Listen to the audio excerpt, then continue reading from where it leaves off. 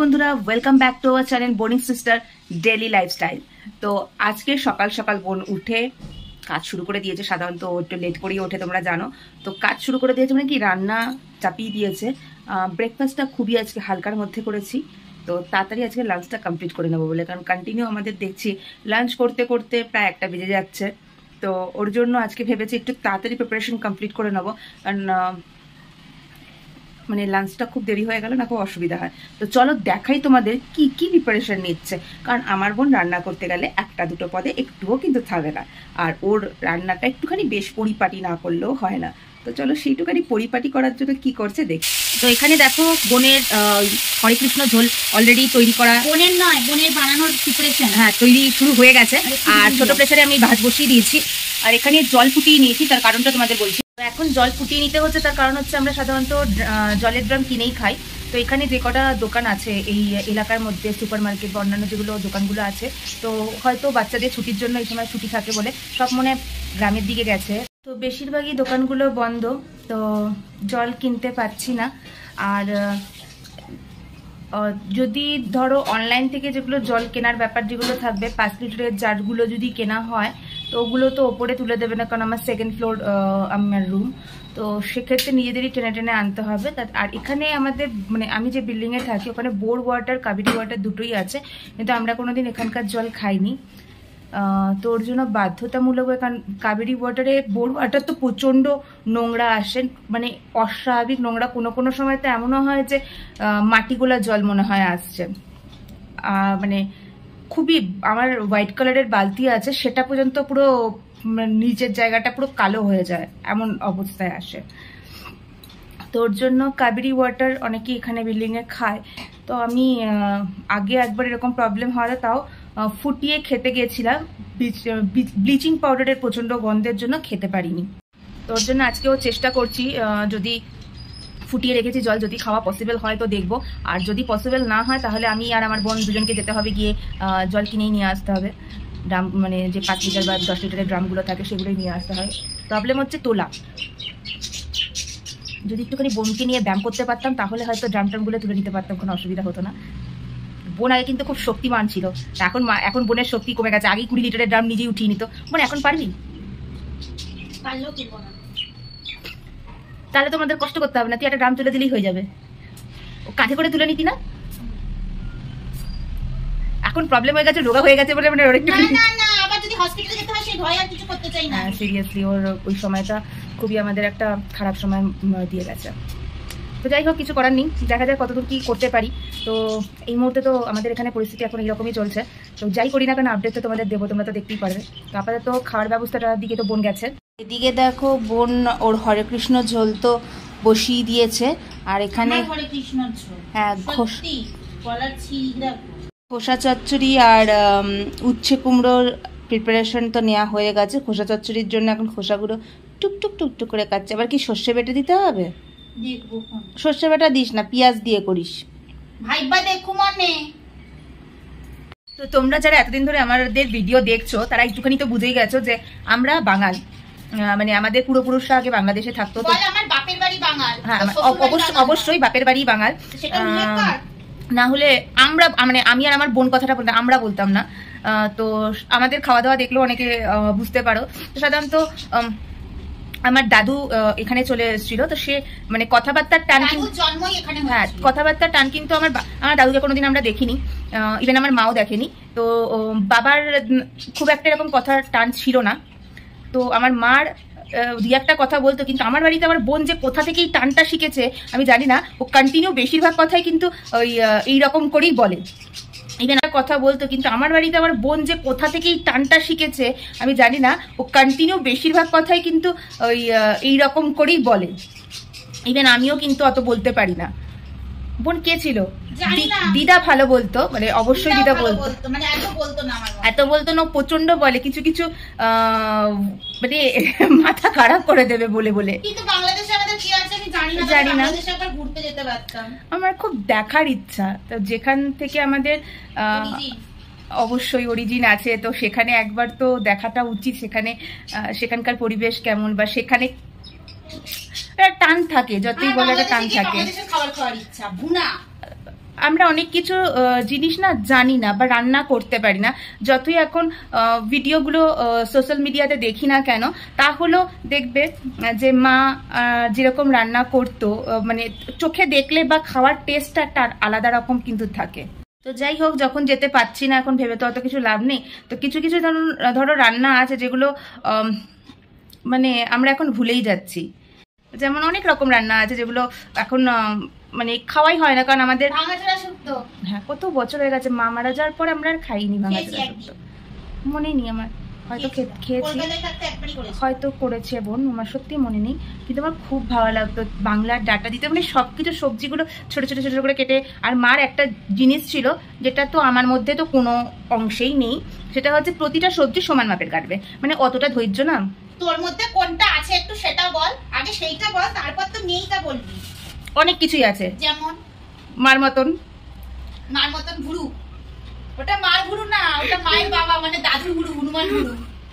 যারা নবদ্বীপের লোক তারা জানবে কি অবস্থা। আমার দাদুরও ছিল হনুমান ভুরু।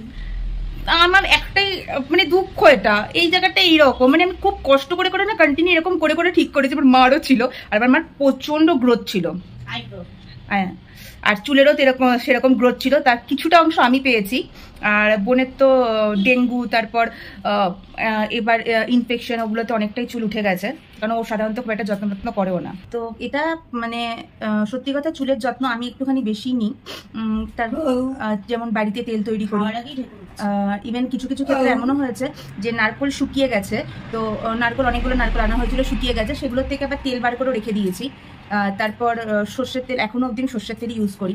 তো সর্ষের তেল সর্ষে পিষাই করে বার করার ক্ষমতা নেই, নাহলে সেটাও করে ফেলতে। হ্যাঁ, প্রচুর তার মধ্যে অনেক কিছু জিনিস দিয়ে তেলটাকে ভালো করে ফুটিয়ে, সেই তেল আমি অনেকটা একবারে করে নিয়ে তারপর ওটা ইউজ করি। তো আরেকটাও, তার সর্ষের তেল বাদে আরেকটা বেবি অয়েল যেটা থাকে সেটা দিয়েও ফুটিয়ে রেখেছি। কারণ কোনো সময় এমন হয়, ধরো আমরা বাইরে যাচ্ছি, কিন্তু যেহেতু আমি এই তেলটাই ইউজ করি, সর্ষের তেল ইউজ করলে কি হয়, শ্যাম্পু করতে অনেক সময় লাগে, তো তখন আবার ওই তেলটা ইউজ করি, চিপ্পু হয়ে থাকে। তো বোন এগুলোর কোনো ব্যাপার নেই, ওকে দিয়ে দিলেও ইউজ করবে না, চুলে হেনার কোনো ব্যাপার থাকে না কখনো।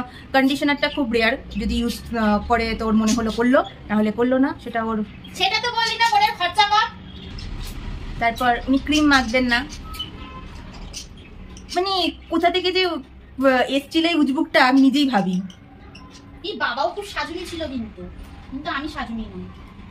তুই আবার মাছ ধাসটা পেয়েছিস কেন? মা খুব কম ছিল নাকি? কিওকার্পিন তেল সারা বছর মেখে বেড়াতো। গরম শীত কোনো কালে বাদ ছিল না। মানে একটা জিনিস তো ঠিক যে বাবা মার দুজনেরই গুণ কিছু না কিছু তুই আর আমি পেয়েছি। তুই বাবার রান্নার গুণটা গুণ পেয়েছে। হ্যাঁ, আমার বোনের কিন্তু আরেকটা গুণ আছে, সেটা তোমরা যারা ধরো ভিডিও দেখো তারা অতটা বুঝতে পারো না এই কারণে, কারণ কন্টিনিউ বোন খুব একটা ভিডিওতে আসে না, বা আমার মতন বকবক অত করেও না। ও বকবক করতে পারে, মানে ওর এই জায়গাটার অত্যাধিক পরিমাণ ব্যায়াম হয়, কিন্তু শুধুমাত্রটা ঘরে আমার সাথেই, ভিডিওতে কখনো অত বকবকও করে না। ওর একটা যেটা গুণ আরেকটা আছে, সেটা হচ্ছে আমার বাবার মতন প্রচণ্ড মিষ্টি ভাষী। তো চলো, কথা তো চলতেই থাকবে। তো যখন রান্নার দিকেও জ্বলেই গেছে, আমি স্নান করে আসি, ঘরের কাজ কিছুটা। না, তুই রান্না করতে চাইলে করে নে, অসুবিধা কি আছে? না না না না না রে, না রে, না রে, রান্না করতে পারছি না রে। তুই বল, আমি তোকে ভালো করে একটা শেক করে দিচ্ছি, মিল্ক শেক। তুই আমাকে শেক করে দে, তুই ওই পারবি। এই তোর ওটা শরীরের পক্ষে তো ভালো। ইম্পর্টেন্ট কি, এখন বাবা মাকে খাওয়াচ্ছি কেন? তখন বাবা মা রান্না করে খাইয়ে খাইয়ে তুই মুখটা বাড়িয়ে দিয়েছে। সত্যি কথা বলতে, যতদিন আমার বাবা বেঁচে ছিল ততদিন আমাদের বাড়িতে মিক্সি ছিল না। আর মিক্সি যদি নাও থাকে, তাও কিন্তু ওই একটা আগের ভিডিও একটাতে বলেছিল যে আমি প্রতিদিন স্কুল থেকে বা কলেজ থেকে আসতাম যখন, তখন দই দিয়ে একটা মানে লস্যি তৈরি করতাম। তো কিছু না কিছু করতাম, তার মানে ওখানে কিন্তু রেকর্ডেড আছে যে আমি কিছু না কিছু করে খাওয়াতাম। তো গলা টিপেই মেরে ফেলবো তোকে আজকে দিকে। রান্নাটাই পছন্দ হয় না করা, খেতে খেতে অসাধারণ লাগে। আমার সাথে কারা কারা একমত বলো, রান্না করতে ভালো লাগে না, বাট খেতে ভালো লাগে। কি করবো বল, ভগবানের তো মানে খুবই আমাদের ওপর কৃপা, ওর জন্য আমাদের মা বাবাদের তাড়াতাড়ি নিয়ে নিয়েছে। না হলে কখনো তোর কাছেও বলতাম না, বোন এটা করে খাওয়াবি, বোন ওটা করে খাওয়াবি। বাবা মা বাবা থাকতে যেন আমি রেঁধে খাওয়াইনি কোনোদিন। হ্যাঁ খাইতিস মা, কিন্তু এতটা তোকে করতে হয় না, খুচখাচ করতি। আমার প্রথম রান্না বলতো কি ছিল? আমার প্রথম রান্না চা ছিল। আমারটা বলে যাই না, ভুলে গেছি। টমেটোর চাটনি। কিন্তু মার পায়েস রান্নাটা জাস্ট ফাটাফাটি। আর বাবার সিমই, চিকেন, মাটন রেজালা, কোনটা বলবো, মানে কোনটা ছেড়ে কোনটা বলবো। বাবা সিরিয়াসলি খুবই সাংঘাতিক রান্না করতে। মার চচ্চড়ি খুব ভালো লাগে। বাবা মোগলাই ভালোবাসতে, এখন আমি করতে পারি বাবা আমি। হ্যাঁ, তখন আমরা পারতাম না মোগলাই করতে। ভাবতাম যে ওই যে বোন ভাবতো যে বেশ উড়িয়ে উড়িয়ে যেটা করে মানে ওই ময়দাটাকে, তো সেটা আমরা পারবো না। অনেকবার হাতে এরকম করে চেষ্টা করেছি, ফুটো হয়ে হাতেই ঢুকে গেছে। তো এখন তো শিখে গেছি, না ওড়ালেও যে হয়। কিন্তু যারা খেতে ভালোবাসতো তারা এখন আর নেই। তো এখন কিছু করারও নেই। এখন এত রান্না আমরা শিখেছি। তো আমরা এই শোন, তোকে না মুখে কিছু বললে হবে না। আমরা বললি তো এত রান্না বোন করে, এত রান্না বোন শিখেছে। এবার না পুরো লাথি মেরে দেবো কিন্তু বোন। তোমাদের সাথে কথা বলছে বাকি রীতিমতো লাথি মারছে। ওটা দেখানো উচিত ছিল। আমি তোর থেকে বড়, তুই ভুলে যাস সেটা। বোন তো বললো বোন অনেক রান্না করে। হ্যাঁ, প্র্যাকটিক্যালি বোন অনেক রান্না করে, কিন্তু আজকে কি রান্না করবে ও আমাকে আগের দিন বলে দিল। এবার তার সরঞ্জাম, পেঁয়াজ কতটা লাগবে, আদা রসুন বাটা, লঙ্কা বাটা। তুই পেঁয়াজ কুচি করে দিস কোনোদিন আমাকে? পেঁয়াজ কুচি না করলে বাটা গুদা গুদা গুদা গুদা করে পেঁয়াজ কুচি করে রাখিস। আমি না অত জিরি করে করতে পারি না। আমি হাতটা কেচি কেচি করে যায় আঙুলগুলো, ওর জন্য করি না। আবার ছুরিতে কাটতে গেল না, কোনো সময় যদি নখটা কেটে যায় ওর জন্য তাও করি না, মোটা মোটা করে কেটে রেখে দিই। আর ওনার পুষাবে না। ওগুলো সিদ্ধ হয়, ওগুলো খাওয়া সোডা দিয়ে সিদ্ধ করতে হবে। কেন খাওয়া সোডা দিয়ে সিদ্ধ করবো? একটুখানি মোটামুটি নয় থাকবে, তাতে কি অসুবিধা হবে? আমি তো তাই করি, আমি তাই করতাম। আমি পরিষ্কার করে কি করতাম, মানে আমার একটা বদ অভ্যাস ছিল বা বেশ, ধরো গল্পের বই নিয়ে বসেছি, যতক্ষণ ওটা পড়ানো হচ্ছে ততক্ষণ আমি সহজে উঠবো না, মানে পুরোটা কমপ্লিট হবে, তারপর আমি ওটাকে বইটাকে ছাড়বো। ও নিজে রান্না করে নিজেই বেড়ে, ছেলেটা কি ভ্যালি হয়েছে, সারাক্ষণ ওটাই রান্না করে ছেলেটা কি ভ্যালি হয়েছে, কি মিষ্টি খেতে হয়েছে। আমার হাতে হলুদ হয়ে গেছে। কুমড়োটা তো দেখে আমি এনেছিলাম। হ্যাঁ, আমার কুমড়ি। কি বলছিলাম না, ভুলে গেলাম। এত জোরে গালটা টিপে দিয়ে গেল। গাটুম গুটুম করতে, মানে গোলগাল গাল পেয়েছে তো, গোদল গাল টিপতে টিপতে না গাল ব্যথা করে দেয়। এটা আমার বাবারও ছিল, আমার এত রাগ হতো না, আমার গাল টিপে দিত। আর আমার গাল টিপলে প্রচন্ড মাথাটা গরম হয়ে যায়। তাহলে অত গোদল গোদল গালটা কমাচ্ছি তো। এই আমার মতন লোকজন দেখো, জল খাবে তাতেও ফুলবে, কিছু করার নেই, কপালের দোষ। মানে বোন বলে, আমি বলে জলটাও খুব তৃপ্তি করে খাই, তো ওর জন্য ওটাও আমার শরীরের চর্বি হয়ে লেগে যায়। আমার মতন কারা কারা আছে যাদের জল খেলেও চর্বির মতন লাগে, আমার না নিজেরই খুব খারাপ লাগে এক এক সময়। ইভেন এমনও হয়েছে আমি বোনকে, মানে অনেকগুলো মানে সোশ্যাল মিডিয়াতে দেখায় না 3 দিনের ওয়াটার ফাস্টিং, তাও চেষ্টা করে শুধু জল খেয়ে থেকে কিচ্ছু হয়নি, কিচ্ছু না। জলও বলেছে খা খা, আমি চর্বি হয়ে তোকে দেখা দেবো, তো কিচ্ছু হয়নি। তারপর লাইফস্টাইল চেঞ্জ করলাম, ফুড হ্যাবিট চেঞ্জ করলাম। তো যারা আমার আগের ভিডিওগুলো দেখেছো বা এখন ভিডিওগুলো দেখছো, তারা প্লিজ আমার আগের ভিডিওগুলোতে একবার চেক করে দেখো, তাহলে আমার মুখ আর আগের মুখ দেখলে বুঝতে পারবে কতটা চেঞ্জেস এসছে। আমারটা ওটা বলবো না আমি তো হসপিটালে স্যালাইন খেয়ে কমিয়ে ফেললাম। ওটা মানে এই রকম করে কাউকে কমাতে যাতে না হয়। এক হচ্ছে যে রুগী, তার তো একটা শারীরিক মানসিক একটা সে ট্রমার মধ্যে দিয়ে যায়, কিন্তু তার বাড়ির লোকেদের যে যারা দেখছে তাকে, তারা যে কতটা প্রবলেম ফেস করে মানসিক দিক থেকে, তারাই জানে। আমি তো রোজই ভাবতাম আজকেই মনে হয় মরে যাব।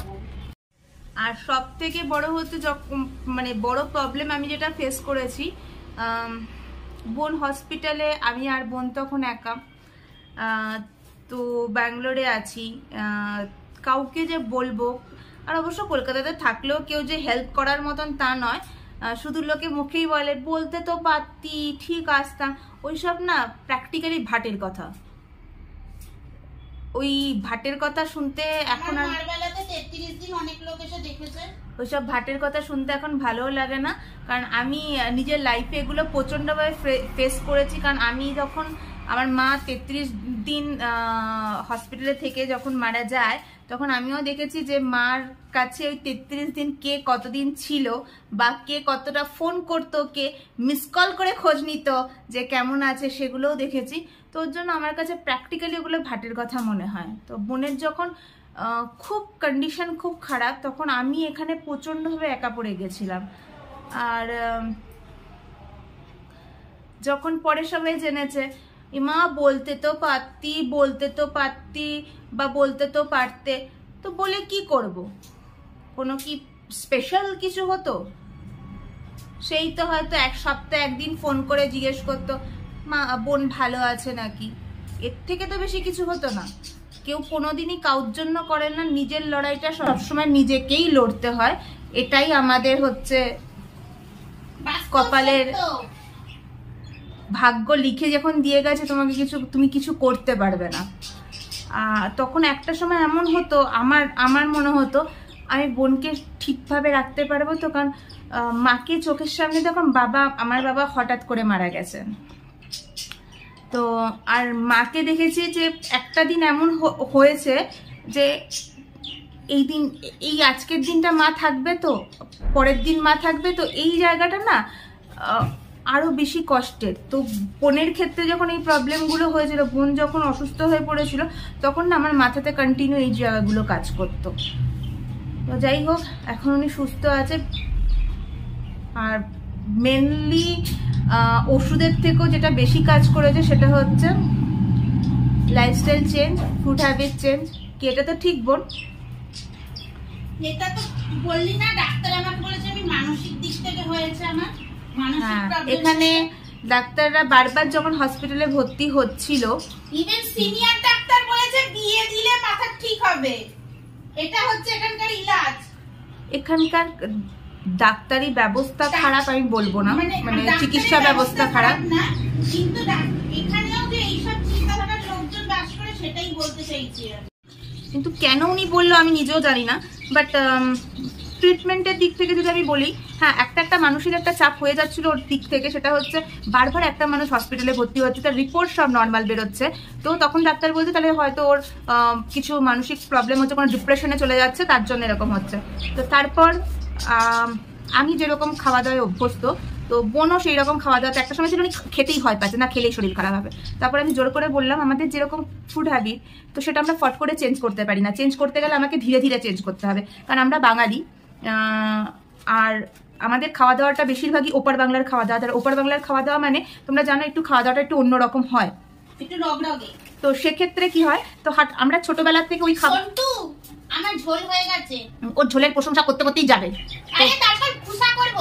তো ওপার বাংলার খাওয়া দাওয়াতে কি প্রবলেমটা হয় যে আমাদের খাওয়া ফুড হ্যাবিটটা সেই ছোটবেলা থেকে এইরকমই অভ্যস্ত হয়ে গেছে, আমরা ফট করে চেঞ্জ করতে পারবো না। তা আমি নিজেকে চেঞ্জ করেছিলাম এই কারণে আমি খাবো না, আমার পক্ষে এটা ঠিক হবে না খাওয়া। আমি প্রচুর পরিমাণ যেমন দই খাই, শশা খাই, তো শশাগুলো একদম সরু সরু কচি শশা নিয়ে আসি, যাতে কখনো মুড হবে না খোসা ছাড়িয়ে খাবো, এমনি ধুয়েও আমি খেয়ে নিই, অনেকদিন এমনও হয়েছে। তো বোন আমার ফুড হ্যাবিট যেগুলো আছে সেগুলোতেও কনভার্ট হলো। আমরা খাওয়া দাওয়ার টাইম চেঞ্জ করলাম, ভাত কম খাই। তো তোমাদের সাথে অবশ্যই এটা আমরা একবার শেয়ার করব, কারণ এতে এক তো হচ্ছে ওয়েট লস খুব তাড়াতাড়ি হয়, আর সেকেন্ড হচ্ছে তোমাদের যে শরীরে প্রতিটা মানুষের শরীরে কিছু না কিছু রোগ আছেই, তো সেগুলোও কিন্তু আস্তে আস্তে তোমরা রিকভার করবে। তো সেগুলো আস্তে আস্তে করার পর ও এখন ঠিক আছে, কিন্তু টাইম টু টাইম খেতে হবে। আর খাবারে গুলো মানে খাদ্য তালিকা একটু চেঞ্জ করতে হবে।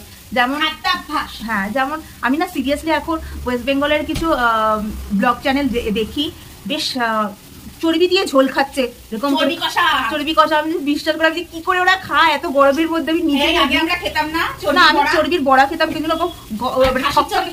এখন খাচ্ছে হচ্ছে খাসির চর্বি ঘুগনি। মরে যাবো, জাস্ট মরে যাবো। যারা এরকম খায় তাদের উদ্দেশ্য বলো ভাই বা বোনরা যারাই খাচ্ছ, একটু নিজের হেলথের দিকে নজর দাও। এরপর ডাক্তারের মানে তোমরা সবাইকে ওটা দেখাতে গিয়ে তারপর ডাক্তারের পেছনে যা খরচা দিতে হবে, তার থেকে ভাই মনে হয় যে অত টাকাটা ইনকাম না করা ভালো। যা ইনকাম করবো তার থেকে বেশি ডাক্তারের পেছনে দিতে হবে, তারপর তো শরীরের একটা কষ্ট আছেই। তো চলো বোন কি রান্না করছে সেটা দেখে নিই, কারণ আমি বকবক করতে শুরু করলে প্রচন্ড বকবক করি এই বাচালের পাল্লায় পড়ে। কারণ আমার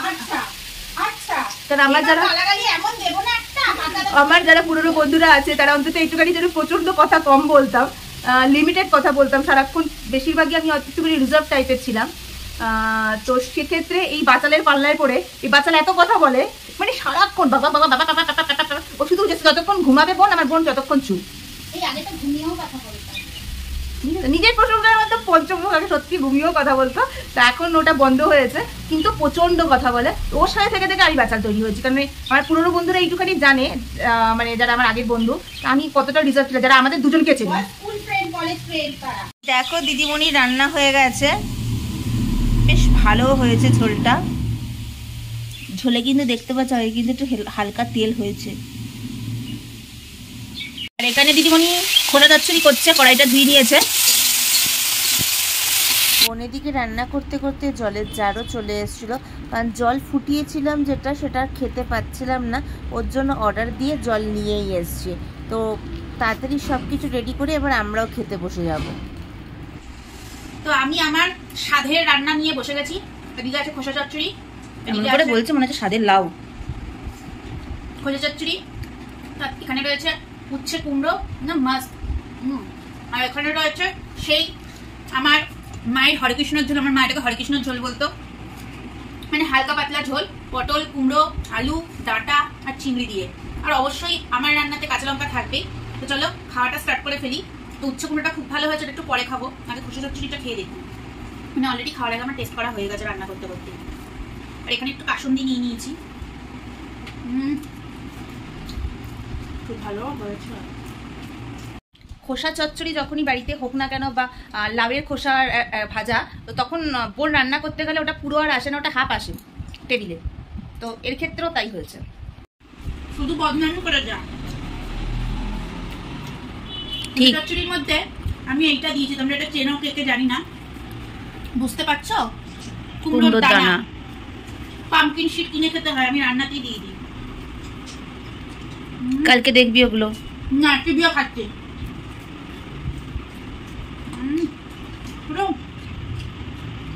গরমে এর থেকে ভালো খাবার আর হয় না। তো চলো আমি শান্তি করে নিশ্চিন্তে খাবারটা খাই। তো তোমরা কারা কারা এইরকম খাবার খেতে ভালোবাসো কমেন্টসে জানিও। লাইক শেয়ার সাবস্ক্রাইব করতে ভুলো না। ফেসবুক থেকে যারা আমাদের চ্যানেল পেজটা দেখছো তো অবশ্যই ফলো করে দিও আমাদের পেজটা। তাহলে চলো আজকের মতন টাটা।